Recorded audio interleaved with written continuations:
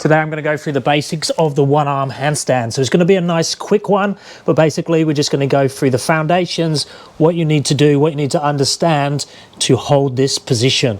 So the most important thing is understanding the relationship between the hand, the shoulder, and the middle of the sacrum. If you can basically stack those things, you should be able to hold a one arm handstand. Now I have a much more detailed one arm handstand tutorial that I reckon you must check out if you want to go a little bit more in depth and actually have a structure to follow. But today I'm just going to run through that real basic stuff to make you understand the positioning, and it doesn't really matter which variation of the one arm handstand you're doing, whether you're doing blocks, canes, floor, whether you're going to go candle, whether you're going to go fingertips, whether you're going to go straight position, whether you're going to be straddle, it doesn't matter. These principles apply to holding the position, or not really the position, but holding balance. So we need to stack things.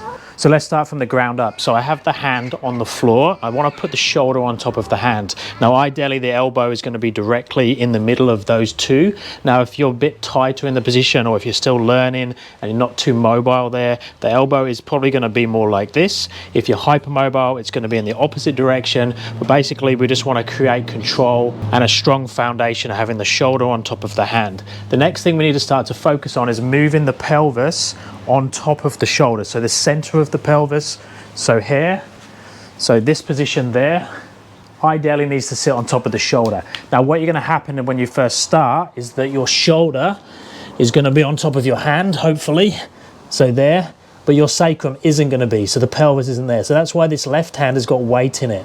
I'm going to slowly move across. That sacrum's going to ideally come on top of the shoulder. Now a big mistake a lot of people do when they do that is they move this way, and look, the shoulder moves as well, and I end up going in that direction. What I want to be doing is keeping the shoulder on top of the hand, so pushing into the midline as I bring the pelvis on top. And as the pelvis moves on top of the shoulder, you get to a point where it stacks. I can feel it stacking because the weight's coming out of this left hand. I can get to fingertip, you see, I can lift the hand because that sacrum is staying on top of the shoulder, on top of the hand. Most people will not quite get it in place when they're learning, so it's going to be over here somewhere. So you're going to have sacrum here, shoulder here, hand there like this. So then we start to compensate for this not being in place, and we start this top leg going too far, or we bend the top leg, or we start to rotate out, all because we're not quite in the sweet spot, and we'll try and compensate with the foot. So you often see this type of thing. So this foot at the top will bend this way and try and pull me over more to take weight out of this hand, but it's really compensating and cheating. So what I need to do is I just need to spend time there, focus on here, build strength and conditioning there, then go a little bit further in terms of a weight shift, in terms of moving the pelvis on top of the shoulder, not moving the shoulder further in this direction, because then I start to fall.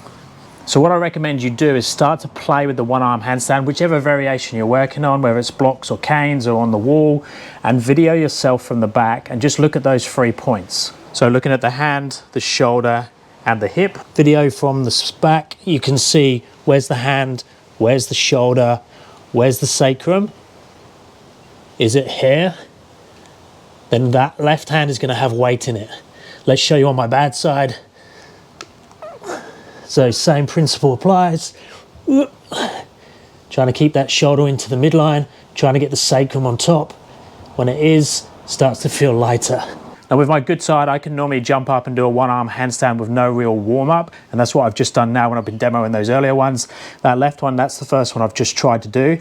My left is my weaker side. And you'll notice if I watch the video back, that sacrum, the shoulder and the hand isn't going to be aligned correctly. And that's why I'm only getting a 1 to 2 second hold. I'm now going to warm it up and let's see the difference.